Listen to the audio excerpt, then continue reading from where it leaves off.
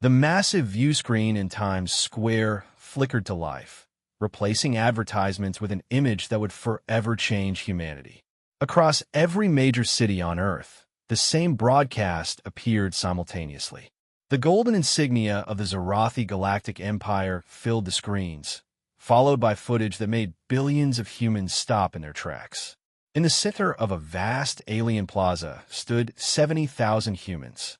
They wore orange jumpsuits with numbers printed on their backs. Their hands were bound behind them. Above them floated massive ships of impossible design, their hulls gleaming with energy that hurt to look at directly. Commander Sarah Chun of the United States Space Force stood frozen in the Pentagon Situation Room. Around her, generals and admirals watched in horror as the alien broadcast continued. The humans on screen were construction workers, engineers, and support staff from the Mars Colony Project. They had been taken 3 weeks ago when the Zorathi ships first appeared in the solar system. Citizens of Earth, a voice spoke in perfect English, though no mouth moved on screen. The words seemed to come from everywhere at once. You have been found guilty of illegal expansion into territories belonging to the Zorathi Galactic Empire. Your primitive species has violated 17 separate treaties you were not advanced enough to know existed. The camera panned across the faces of the captives. Chun recognized several of them. Michael Torres, the chief engineer who had designed the life support systems. Dr. Lisa Park, who had spent 10 years developing sustainable food production for Mars. Young Jamie Wilson, barely 22, who had volunteered to help build humanity's future among the stars. The punishment for unauthorized colonization is death, the voice continued. Let this serve as a lesson to your species. The galaxy has laws. The galaxy has order. You will learn your place. Energy beams descended from the ships above. One by one, the captives began to fall. The broadcast showed everything in excruciating detail. No one in the Situation Room could speak. No one could move. They could only watch as 70,000 of their own were systematically executed on live television. Chin's hands gripped the edge of the table so hard her knuckles turned white. These weren't soldiers. They weren't armed. They were civilians whose only crime was helping humanity reach for the stars. The broadcast lasted 3 hours. Every death was shown. Every face was visible. When it finally ended, the screens went dark, leaving only a message in alien script that slowly translated itself. Do not leave your world again. President Martinez broke the silence first. How many ships do we have that can reach Mars? Admiral Johnson pulled up the data on his tablet. 7 vessels are space-worthy. None of them are armed for combat against whatever those things were. I don't care about combat, the president said. How many Marines can we get up there? Sir, General Thompson interjected, we don't have the technology to fight an enemy that can appear anywhere in our solar system. They executed our people from orbit. We don't even have weapons that can reach them. Chun stepped forward. With all due respect, General, we just watched them murder 70,000 Americans. Those people had families, children. They were building something incredible for all of humanity, and they were slaughtered like animals. Commander Chun is right, the president said. I want options. All of them. Over the next 72 hours, humanity did something the Zorathi had not expected. They did not cower. They did not retreat to their world in fear. Instead, every nation on Earth united in rage. The United Nations held an emergency session that lasted less than 20 minutes. For the first time in human history, every single nation voted the same way. The resolution was simple. The murder of 70,000 civilians was an act of war. Earth would respond. In shipyards across the planet, workers began modifications on every spacecraft available. Russian cosmonauts worked alongside American astronauts. Chinese engineers shared technology with European scientists. The Israeli military provided weapon designs while Indian programmers wrote targeting software. General Marcus Thompson, commander of the United States Marine Corps, stood before an assembly of the most elite soldiers from every nation. 70,000 civilians were murdered, he said. The enemy thinks we'll do nothing because they have superior technology. They think we'll hide on our world like frightened children. They're wrong.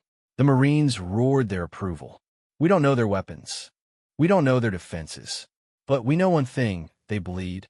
Anything that bleeds can die. And Marines know how to make things bleed. Within 2 weeks, humanity had assembled a fleet of 43 vessels. They weren't pretty. They weren't advanced. But they were armed with every weapon humanity could mount on a spacecraft.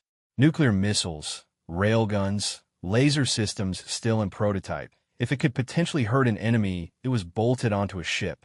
The Zarathi observation post in orbit around Neptune detected the human fleet departing Earth.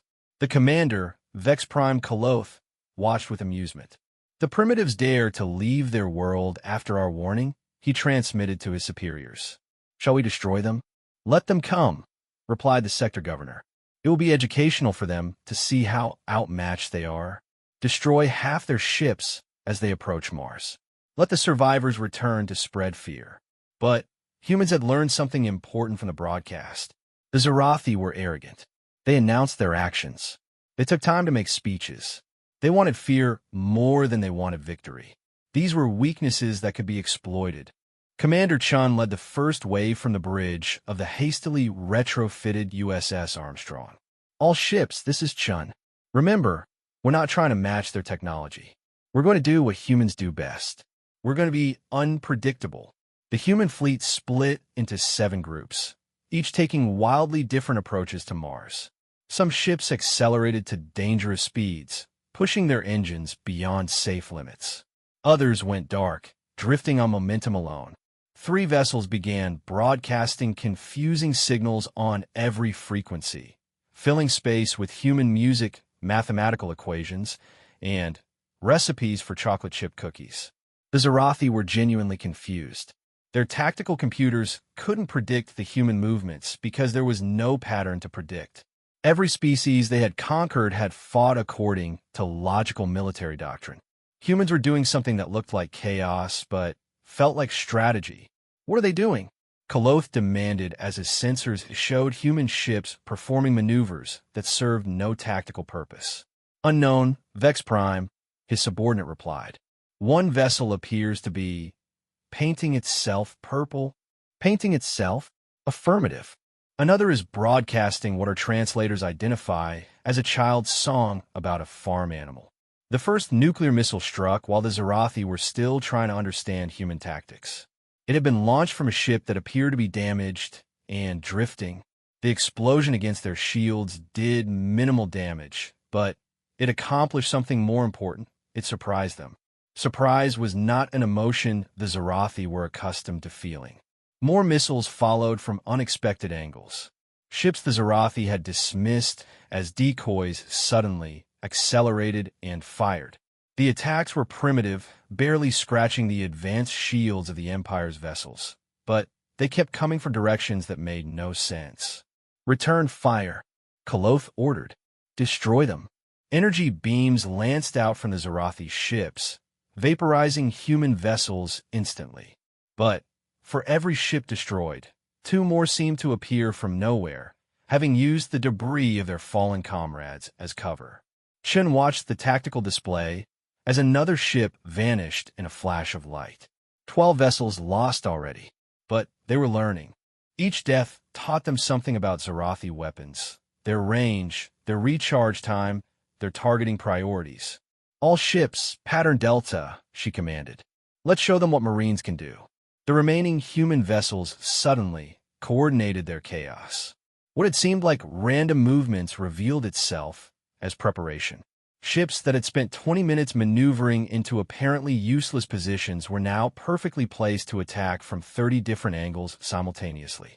The Zarathi shields held, but the constant impacts were draining their power reserves.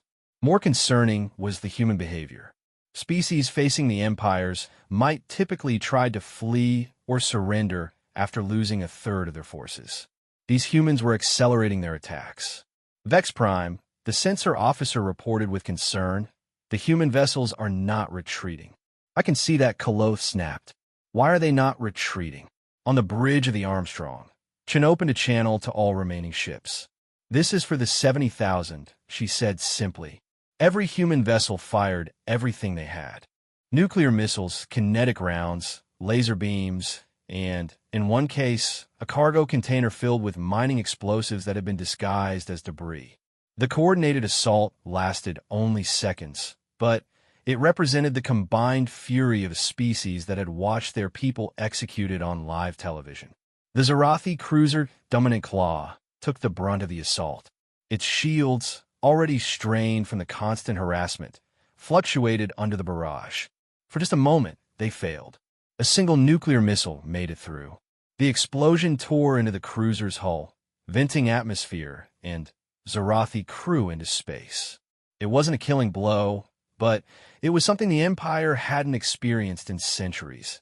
Actual damage from a primitive species. Impossible, Koloth breathed as he watched the Dominant Claw list to one side, its perfect hull scar by human weapons. The battle raged for another hour. Human ships died by the dozen, but they died fighting.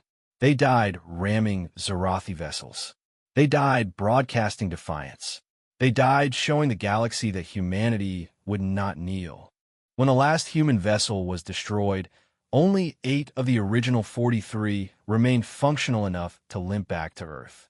But they carried with them something precious data. Sensor readings of Zarathi shields under stress. Weapon frequencies. Reaction times. Weaknesses. The Zarathi fleet hung in space above Mars, victorious but shaken. They had lost no ships, but the Dominant Claw would need months of repairs. 17 other vessels reported minor damage. Casualties numbered in the hundreds. Send a message to the Empire, Koloth ordered. The humans have been defeated. Their pathetic fleet is destroyed. Shall we proceed to Earth for retribution? His second asked. Koloth considered. The humans had lost, yes, but they had fought with a fury he had never encountered. They had achieved the impossible. They had hurt the Empire. No, he decided.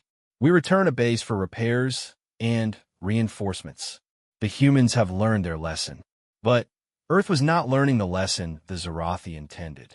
In underground bunkers and secret facilities, human scientists pored over the combat data.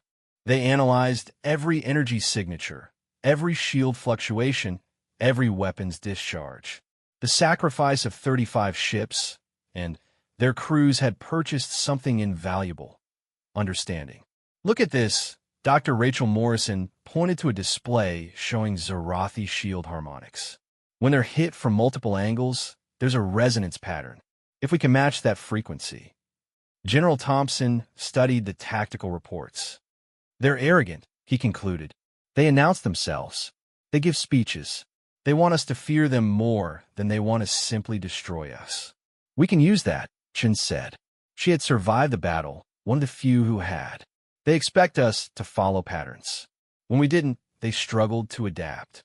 President Martinez addressed a joint session of Congress that was broadcast to the world. 70,000 of our people were murdered, she said. We sent 43 ships to show that humanity will not accept this. 35 did not return. But those heroes showed us something crucial. Our enemy can bleed. And if they can bleed, they can be defeated. The response was unanimous.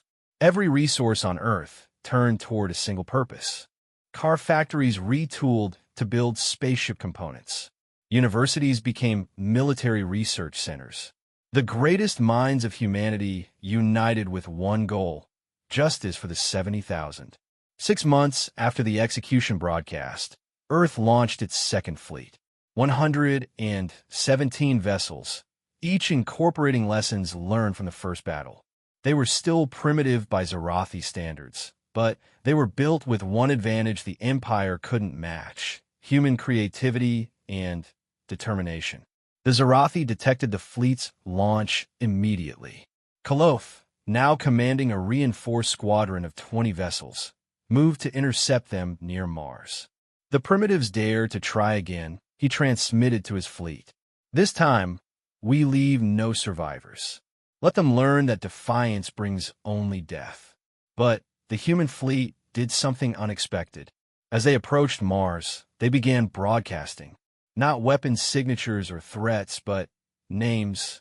70,000 names, read aloud in every human language. The names of the executed. Michael Torres, age 34, Denver, Colorado. Loved hiking and bad science fiction movies. Left behind a wife and 2 daughters. Dr. Lisa Park, age 47, Seoul, South Korea. Dedicated her life to ending world hunger. Her greenhouse designs could have fed millions. Jamie Wilson, age 22, Birmingham, Alabama. Volunteered for Mars to make his parents proud. His mother still sets a place for him at dinner. The broadcast continued as the fleets closed. Every Zarathi monitoring station in the solar system heard it. The names kept coming, each with a story, each representing a life cut short. Silence that transmission, Koloth ordered, disturbed by the emotional weight of the human broadcast. "We're trying, Vex Prime," his communications officer replied. "They're using a quantum encryption we can't break." The names continued. Children who would never be born. Innovations that would never be made. Love stories that would never unfold. 70,000 futures erased by the Empire's judgment. When the fleets engaged, the humans fought differently than before. They still used unpredictable tactics, but now there was a cold precision to their chaos. Every ship moved with purpose. Every weapon fired with intent. The battle was brutal. Zarathi energy weapons carved through human vessels, but the humans had learned. They used debris as shields, sacrificed damaged ships as decoys, and concentrated fire on single targets with mathematical precision. The cruiser Eternal Dominance was the first to fall. Concentrated fire from 20 human vessels overwhelmed its shields. Nuclear fire consumed its hull. For the first time in 3 centuries, a Zarathi military vessel was completely destroyed by a supposedly inferior species. The psychological impact on the Zarathi fleet was immediate. They had believed themselves invincible. The destruction of the Eternal Dominance shattered that certainty. "Impossible," Koloth said again, watching the expanding cloud of debris that had been one of his finest ships. But it wasn't impossible. It was human engineering combined with human will. It was the focused rage of species that had nothing left to lose and everything to prove. The battle turned into a melee. Human ships rammed Zarathi vessels, detonating their reactors on impact. Pilots broadcast their names before their final attacks, adding themselves to the roll of the dead. The space around Mars became a graveyard of 2 civilizations' warriors. When it ended, the statistics were grim. 93 human ships destroyed. But the Zarathi had lost 7 vessels completely, with 6 more damaged beyond immediate repair. The supposedly primitive humans had delivered a blow that would echo across the Empire. Kolotha's flagship limped away from Mars, its perfect hull scarred by human weapons. The Vex Prime stared at the tactical display, showing the debris field. So many dead on both sides. And for what? Because humans had dared to build on Mars? "Send a message to the sector governor," he ordered quietly. The humans are not what we expected. On Earth, the 24 surviving ships were welcomed as heroes. They had done more than survive. They had shown the galaxy that humanity would not be victims. The murdered 70,000 would be avenged. President Martinez stood before the United Nations. The Zarathi Empire believes might makes right. They believe advanced technology gives them the authority to murder innocents. They are wrong. Today, humanity showed that determination can overcome arrogance, that courage can challenge tyranny. The assembly erupted in approval. "We will build more ships. We will develop better weapons. We will not stop until justice is served for our 70,000. The Empire wants us to learn our place. We have. Our place is among the stars, and we will not be moved." In the depths of space, Sector Governor Thax Neural received Kolotha's report with disbelief. A primitive species had destroyed 7 Imperial vessels? Impossible. Yet the evidence was undeniable. "Prepare the judgment fleet," Thax Neural ordered. "If the humans want war, they shall have it. We will burn their world as an example to the galaxy." But even as the order was given, doubt crept into Zarathi minds. The humans had achieved the impossible twice. They had shown no fear, only fury. They had turned their grief into weapons and their loss into determination. What else were these primitives capable of? The answer would come sooner than the Empire expected. On Earth, in a classified laboratory, Dr. Morrison made a breakthrough. By analyzing the Zorathi shield frequencies, she had found their fatal flaw. The shields were perfect against energy weapons, nearly impervious to kinetic strikes, but they had never been designed to handle one thing: the chaotic quantum fluctuations of human creativity. "We can beat them," she announced to the assembled military leaders. Not by matching their technology, but by being fundamentally unpredictable. Their entire civilization is based on order, on rules, on things making sense. We need to be the thing that doesn't make sense. Chun, now promoted to admiral, studied the plans. "You're talking about weaponizing human chaos?" "Exactly. Every species they've conquered fought logically. We need to fight like humans, messy, emotional, and absolutely refusing to follow the rules." Within 3 months, Earth launched its third fleet. 200 ships, each equipped with weapons that shouldn't work, tactics that made no sense, and crews ready to do the impossible. The Zorathi Judgment Fleet, comprising 50 of the Empire's most powerful vessels, moved to meet them. This time, there would be no mercy. Earth would burn as a lesson to the galaxy. But humans had learned their own lesson. The murder of 70,000 had not broken them. It had united them. It had given them a common enemy and a righteous cause. As the two fleets approached each other in the darkness between Earth and Mars, the human ships began their broadcast again. 70,000 names. 70,000 reasons to fight. 70,000 promises that humanity would never kneel. The greatest battle in human history was about to begin. The Judgment Fleet emerged from hyperspace in perfect formation, 50 vessels of impossible beauty and terrible purpose. Each ship was a masterpiece of Zorathi engineering. Shields that could withstand supernovas, weapons that could crack moons. They came to end the human problem once and for all. Admiral Chun stood on the bridge of the newly christened UES Vengeance, watching the enemy fleet appear on her displays. Around her, officers from 20 different nations worked in perfect harmony. The old divisions of Earth seemed petty in the face of extinction.